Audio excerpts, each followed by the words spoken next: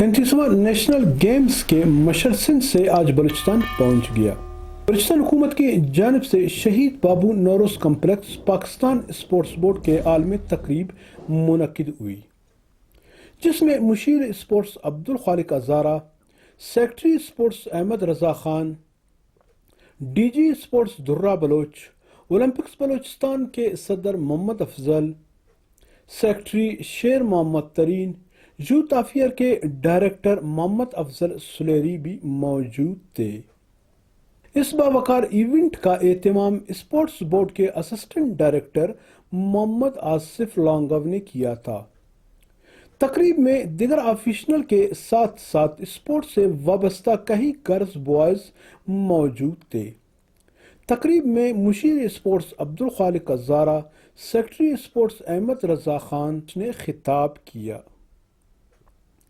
آخر میں Balochistan sports board اور بلوچستان اولمپکس نے مشعل کو پنجاب کے حوالے کر دیا۔